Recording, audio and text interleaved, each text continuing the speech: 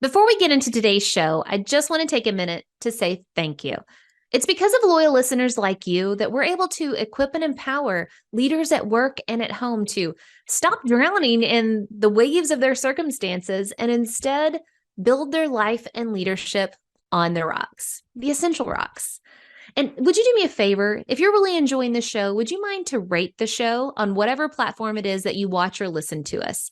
We hope we've earned 5 stars in your book, and that rating will help us to continue serving those in leadership. And also, feel free to share it with your friends, your family, your coworkers, or anybody else who wants to grow in their leadership. Thank you so much. Now on to the show. And that's where trust breaks down, and you can't hold anybody accountable for anything because nobody knows what's going on. So smooth workflows, well-defined goals, transparency within an organization, that's what creates the conditions with which we can hold people accountable, and then trust is what follows. This is the Leadership on the Rocks podcast, where we equip and empower leaders like you to thrive in and create harmony between your professional and personal lives. I'm your host, Bethany Reese, and in today's episode, we're going to be talking with Dr. Andrew Temte about how to balance trust and accountability to keep our workflows smooth during continuously challenging and hectic times. Dr. Andrew Temte, CFA, is the former CEO of Kaplan Professional. He's the author of Balancing Act, Teach, Coach, Mentor, Inspire, and the book, The Balanced Business, Building Organizational Trust and Accountability Through Smooth Workflows. And he's also the host of the Balancing Act podcast. A thought leader on issues related to organizational health, continuous improvement, and workforce reskilling, his articles have appeared in a number of media outlets. His blend of higher education and professional education experience gives Dr. Temte a unique perspective over the issues surrounding the future of employment and workplace relevance. Dr. Temte earned his doctorate in finance from the University of Iowa with a concentration in international finance and investment theory. He holds the CFA designation and has over 14 years of university teaching experience. Welcome to the Leadership on the Rocks podcast, Dr. Temte. We are so excited to have you. Thank you for having me on, Bethany. And well, I love the books. I love your work and what you're doing. Your podcast is fabulous. And so I really wanted to have you on because I want to talk about 2 things I'm very passionate about. And you just so happen to be an expert in these 2 areas. And it is trust and accountability. I think these are so important, yet we're not always so good with them. So can you just start us off with just a definition of those 2 concepts? What do you mean whenever you're talking about trust and accountability, specifically when it comes to leadership? Right. So what I'm trying to do, the platform that I'm standing on is the intersection between the tenets of organizational health, clarity, communication, everybody trusting and relying on one another, and the world of continuous improvement, smooth workflows, identifying, minimizing waste in an organization. And it just so happens that continuous improvement overlaps with organizational health, because in the continuous improvement world, one should also be very, very focused on your people resources. So that's where the 2 come together. And the business world has tilted over the last 10 or 15 years much more toward the trust, everybody get along, bring one's whole self into the world of work, which I fully endorse and embrace. And we've kind of left accountability behind. And it's very, in one of the main points of my second book, is that there is a balancing act between trust and accountability. And the way that one executes that balancing act is through the concept of establishing smooth workflows in the business that you're operating. Man, something that just occurred to me, and I love this fact. You are a numbers guy, right? Finance, as some people would say, bean counters. But the first thing you started off with was talking about people. And I love that about you because so often leaders can focus on tasks, especially, that's our lane. Let's execute. But you started off with the whole people narrative. So talk to us, especially you being focused, in that world of finance. How can we grow in that skill set of focusing on people first so that we can have continuous improvement and all the other things that you were talking about? Yeah, that's a great question. As you mentioned, I come from this world of hard numbers and and spreadsheets and all of that. The what started my journey into the behavioral side of the equation was in the late 1980s, early 1990s, in the world of finance, and especially investments finance. We started talking about behavioral finance, that it's not just all about the efficient frontier that you're creating for an investment portfolio and the risk reward trade-off, but it's also how we feel about the investments that we're making. And researchers in investments finance were really starting to wake up to this fact, that which is now a proven fact, that our behavior has just as much to do with investment performance as the risk reward trade-offs and the numbers that we're all and the performance history that we're all looking at. So extend that into the business community, where I grew up in the late 1990s, early 2000s as a leader. I had a very prescriptive approach to leadership. It was my way or the highway. I operated what I like to affectionately call the Andy said leadership style, where really nothing got done in the business without me laying my thumb on the scale and approving everything that's going on. Well, first of all, that's not sustainable. Yes. and second of all, it turns out that your people really don't like that. People like to be empowered. People like to be trusted. People like to make their mark on the world. And it was through the late 2000s, and especially coming out of the Great Recession, that these worlds of continuous improvement and organizational health really came to the fore, and having a people first approach really started to come into view for me. Absolutely. For you new leaders out there, or people wanting to step into leadership, I need to stop and recognize the wisdom coming out of Dr. Temte's mouth. You need to listen to this, because a lot of times you think that you have something to prove and you come in hot and heavy, right?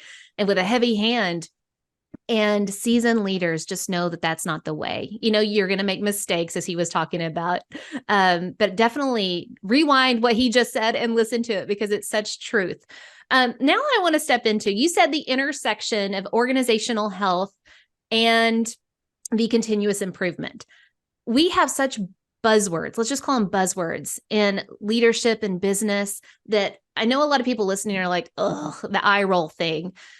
But they're so needed and so true. How can we get past the whole, these buzzwords means I have to do more work, versus no, these are what they are and why they're so important? Can you help us change our mindset about those two things? Because the intersection, like you said, is so important. Yeah. So I'm not a one person crusade here, but I'm really adamant over the course of the next few years to start to change the mindset, especially in the continuous improvement world. You use the phrase hot and heavy, coming in with a heavy hand. A lot of continuous improvement experts, despite their best efforts, come across as This is a new language. It's a new way of working. There's all this foreign terminology, and you've got to adopt the entire suite. It's all or nothing in the world of continuous improvement.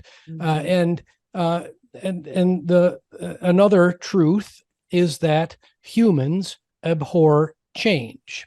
We like the status quo. We like the way things have always been done. So anything that's going to come in and rock our world is something that we immediately push back on, whether consciously or not. It is part of who we are as human beings to reject change. So the world of continuous improvement in many, many organizations is a gigantic change to business as usual, especially if an organization is populated by what I call accidental managers who are firefighters and hall monitors.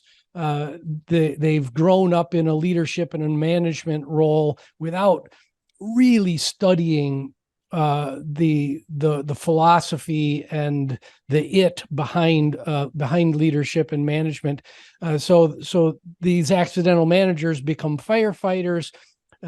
Job protectionism becomes the status quo. I'm the only one that knows how to do X, Y, or Z, so that's the kind of chaos, the chaos that a team or an organization lives with, kind of is worn as a nice fuzzy security blanket. So when the continuous improvement folks come in and say, "We're going to change this," it is almost always going to fail.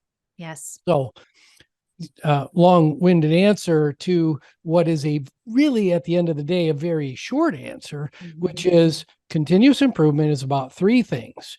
It's about having a maniacal focus on your customer. It's about respecting your people, and it's about identifying and minimizing the waste in your organization, all of which frees up resources to do new and interesting things, to innovate, to grow, both as humans and as an organization. And at the end of the day, it's all about adding value to one's customer. So, yeah. And I love the way that you did that, because really you talked about the root of the problem first. And then you're like, and then here's the answer, the short answer to that.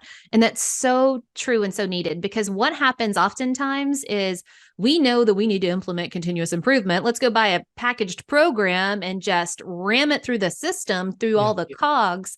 And it doesn't align to the heart behind it of this is why we do this. And I think a lot of leaders, skip that step. Here's just another task we've got to accomplish. Let's just push it through. And I love that you're getting to the heart of that. Number one, if you are in leadership, then you need to be studying leadership. It is not okay with the skills you have today to take a leadership position and stay there, status quo, right? I love that about what you just said.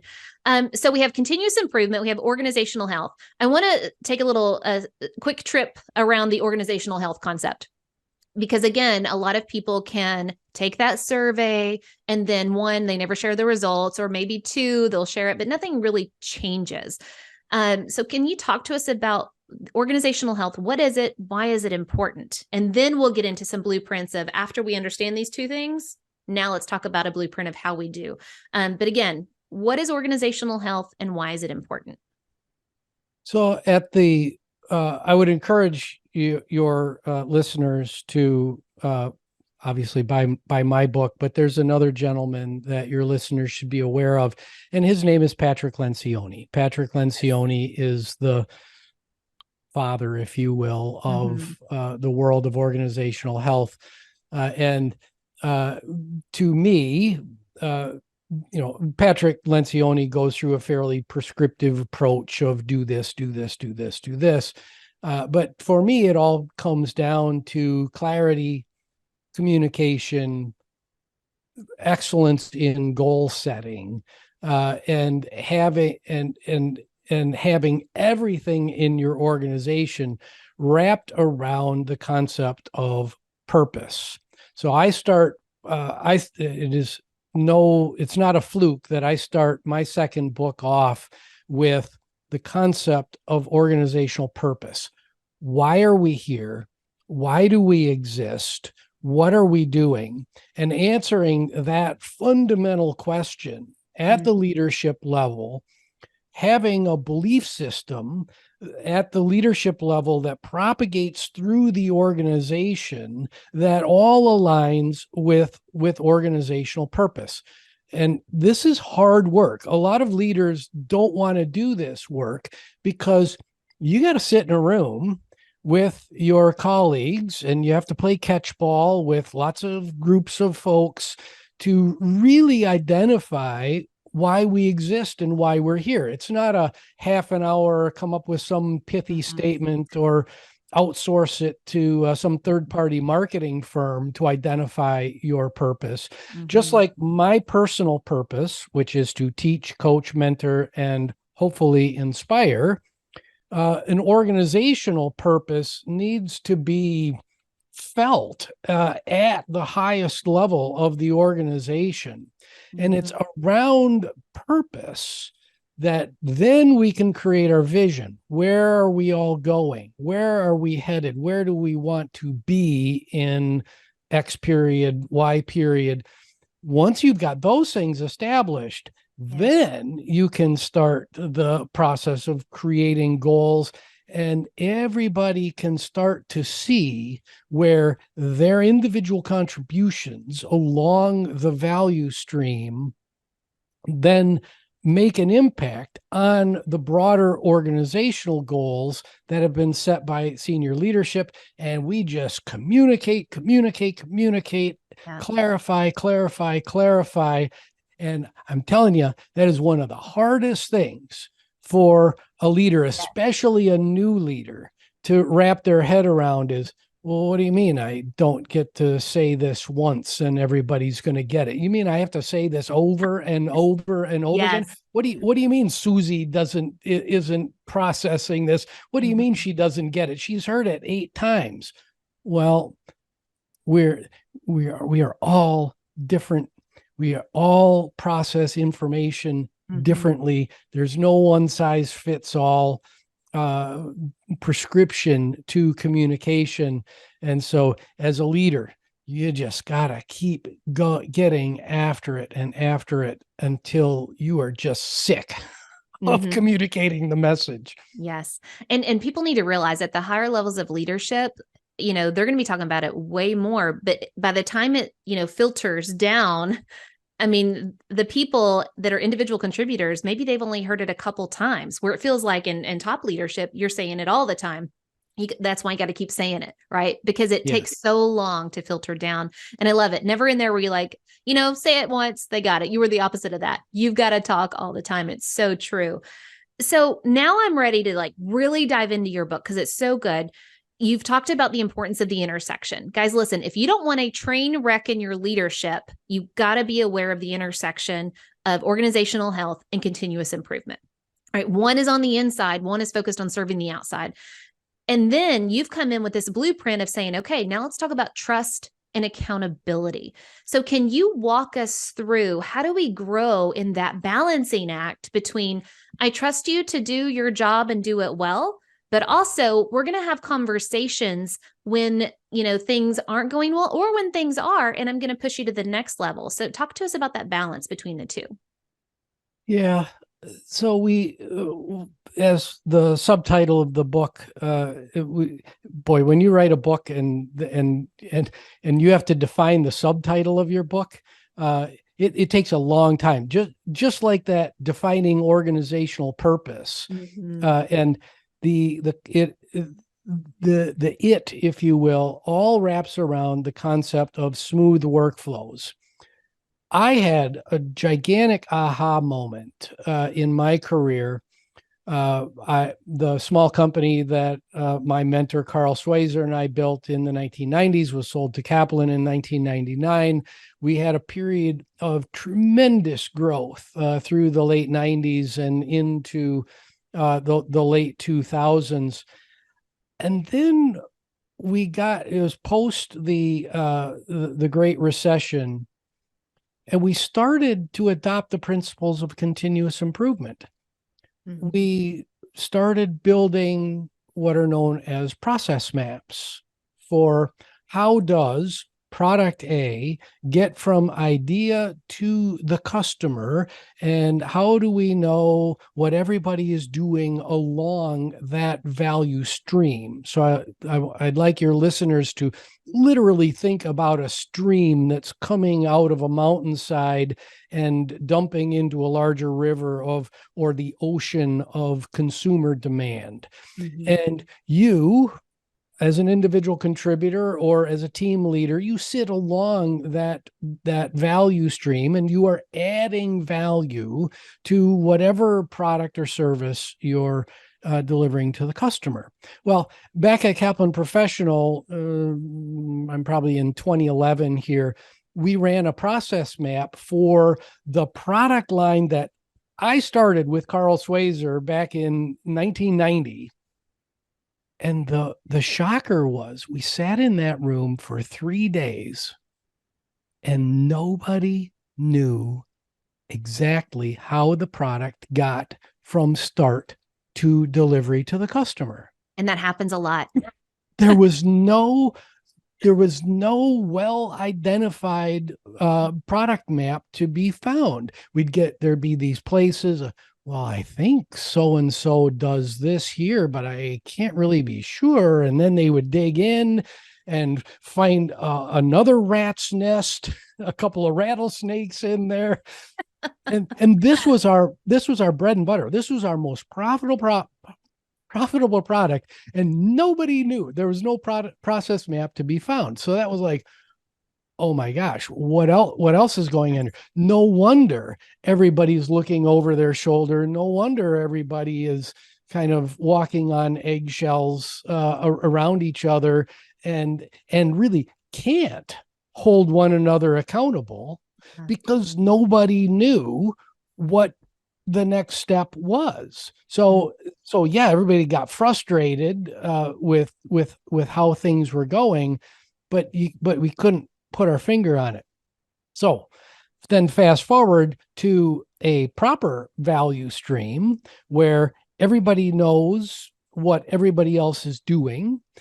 Jobs and information, job descriptions, or what I call standard, what is called standard work in continuous improvement parlance.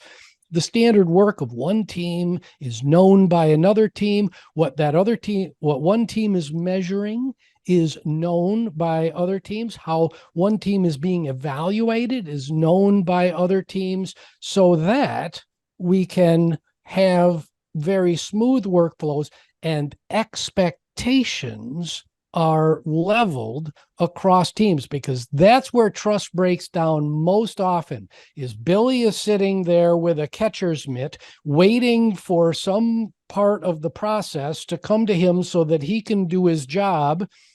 Susie's on the other side going, well, Billy doesn't need this yet. I'm going to go off and do something else.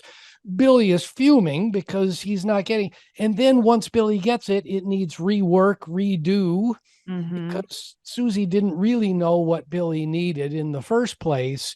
And that's where trust breaks down, and you can't hold anybody accountable for anything because nobody knows what's going on. So smooth workflows, well-defined goals, transparency within an organization, that's what creates the conditions with which we can hold people accountable. And then trust is what follows. You can't walk into a team or an organization and say, okay, we're going to throw a bunch of bean bags today and do some trust falls, and you're going to, and we're going to do some Myers-Briggs, and everybody's going to know how everybody else ticks, and you're going to trust each other after this. Yeah. Doesn't work that way. No, a lot of times trust is built through a lot of encounters, and then conflict on how people react with one another. But I want to back up the whole time. And I love the visual that you've given. Guys, think about that stream. And what happens in a lot, and I don't want to generalize too much, but in a lot of organizations, you have silos, people not talking to other people. And then when things go wrong, and they will go wrong because you haven't communicated, you don't have trust, you don't have accountability, it's like finger pointing constantly with, well, this is the reason that we're late, behind budget, behind schedule, or the product stinks or whatever. And the advice Dr. Temte is giving you is how to fix all of that. So develop that process map and higher up organizational leaders, listen. It is on you to get the people in the room to have that conversation of, here is our ultimate purpose goal, right? All of those things that he was talking about. And here is the process on how we do what we do. And so everybody knows they have a piece of the pie. And I even want to back up. There's a lot of, let's just call it quiet quitting. That's another buzzword kind of being used. Whenever nobody sees me, nobody notices, nobody really knows what I do, right? And so we can kind of slough off our work. But when people know me, when people know what I do and the value that I bring, it makes me just stand up a little straighter, a little taller, and saying, I add value. Right. And so everything he's telling you is going to fix, like, one of the biggest problems you're dealing with is get that process map, bring people in, let them learn about what's going on. I thank you for all of that. I just can't even tell you. I was in education forever, and it was just such a huge problem there. But then as I work with people, I'm seeing, oh, that's the same problem. Y'all just don't talk. Yeah. I had to choose a title for the book, but it could be called The Balanced Institution. It could be called The Balanced School System. Mm-hmm. It doesn't just apply what I'm talking about doesn't just apply to the world of business. It applies to government. It applies to anything, wherever we've got value streams in the world. My work is applicable. Absolutely. And I love that you brought that up, because so many times we look to leadership gurus within our specific lane. And again, that'll keep you in status quo, of just that thought process. Yes, you need to know best practices in your field, but man, want to talk about personal growth and leadership, that's where you start looking at other lanes and saying, wow, what are they doing that's working? How can I apply those principles? A principle is always true, like gravity, right? Gravity will always pull you down. So leadership principles are always true, no matter the industry. So I strongly encourage you to get this book. You're going to learn leadership principles that you need to avoid the train wrecks and stop the firefighting. It's so good. And well, Dr. Temte, I thank you so much for everything that you've shared. So what are some key takeaways that our listeners need to apply in order to grow in their leadership? Well, I think one thing that we haven't really hit on, everything in the second book focuses on this concept of a value stream. But where is that value stream going? It is going to satisfy a customer. Right. So understanding one's customer is absolutely essential to the whole equation. And the firefighting analogies that management analyses or analogies that we've used, you talked about silos, fiefdoms, kingdoms that are built within organizations, where we start fighting with one another for scarce resources, shifting blame. Oh, everything is really cool in here. The problem is over there. Please look over there, right? Once the organization really focuses its energy on the customer, and as a leader, you start teaching and coaching your team members to see exactly how their work impacts the value stream, which ultimately is going to create a satisfied customer, which creates this awesome feedback loop in the form of a paycheck that supports you and your family. So many folks work in institutions and organizations and don't think about the customer every day. And that's one of the big takeaways that I'd like your listeners to have is, if you haven't done serious work about who is my customer, Mhm. what value am I providing to my customer? How do I differentiate myself? And I'm talking about the organization as an entity here. But how do I differentiate? What do we do? I mean, these are basic questions that I challenge your listeners, especially at the higher levels of the organization. Sit in a room with the question, what do we do? Yeah. And answer that question with your 6, 7, 8 team members, and see how long it takes you to get through that question. And don't just let, again, a pithy statement come out. Really get deep on it. Challenge your folks. I bet if you got 8 people, you're going to get 8 different answers at the front, and you're going to have to iterate to get there. So it's all about the customer at the end of the day. Man, I love that perspective that you're bringing, because so often, again, we can get like blinders on. I'm so focused on completing my task that I forget who it is I'm serving to begin with. And that applies, that principle not only applies at work, man, it applies at home, right? We can get so busy doing the thing that we do that we forget who we're serving to begin with. And so it's like a beautiful loop. You've come back full circle of the way you started. People. It's about people. And you have a customer on the other end of what you're doing. It doesn't matter the product or the service that you're creating. There's people on the other end of that, and it is about them.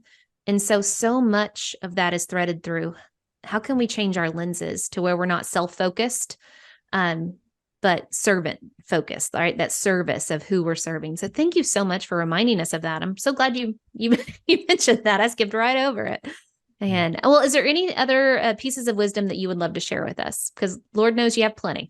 Yeah. So one word, and that is, 2 words, compassion and vulnerability. So compassion is boiled down to empathy plus a willingness to do something about it. So we talk a lot about in the modern business vernacular about empathetic leadership. I challenge that. I think it needs to be compassionate leadership, because as a leader, you need to be able to really listen and hear what's going on, and then be able to put yourself in those shoes and then do something about it, or be very clear that we're not going to do something about it and we're going to do something else instead. And then the second is vulnerability. We have to, in order to stop all the finger pointing, we've got to be able to sit back and go, wow, could this really be me? Could I be the root cause or part of the root cause of a challenge that we're facing? So those 2 things together, I think are very important for your listeners. It's so good. Do not miss the main point of this of, yes, you have a job to do, but the people side, the relationship side, the communication side is the foundation on which you build everything else, right? And then you can look to how can we better serve, but you got to stay focused, keep that perspective on the people. That is so amazing. Well, all right. I always ask our listeners, and I want to know, you've given us such great advice. What is one poor decision that you would tell us to avoid? Like, don't do this. So, very timely, because I was working on an article for another publication this morning, and that is, do not forget about how hard change is. We, at the top of our time together today, we talked about how humans abhor change. It's built into our psyche.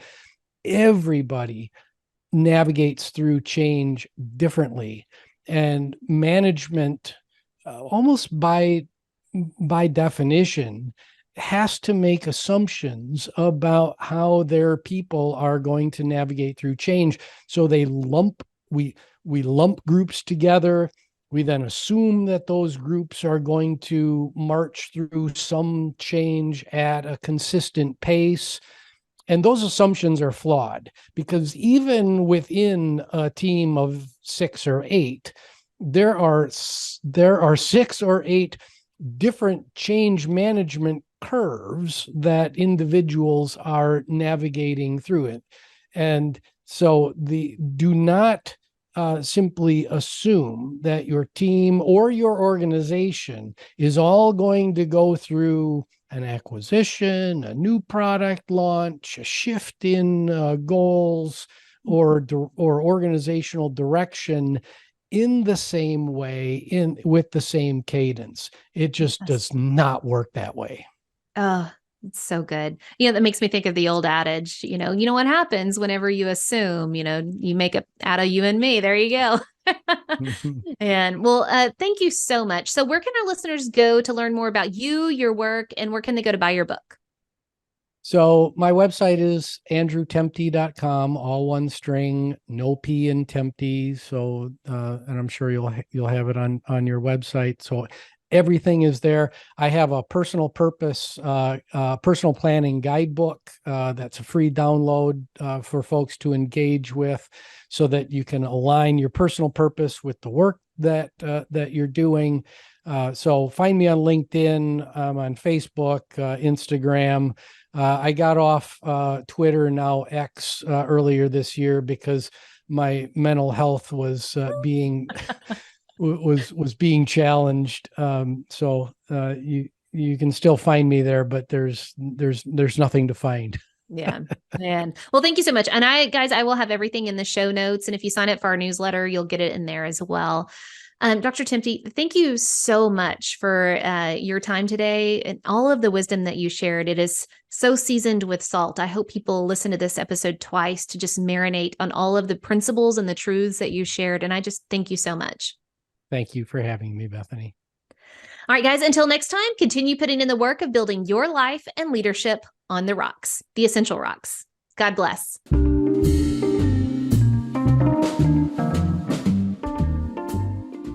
Remember, the most essential rock you can build your life and leadership on is the rock of Jesus Christ. Today's Bible verse comes from Proverbs 3, verse 5. Trust in the Lord with all your heart and do not lean on your own understanding.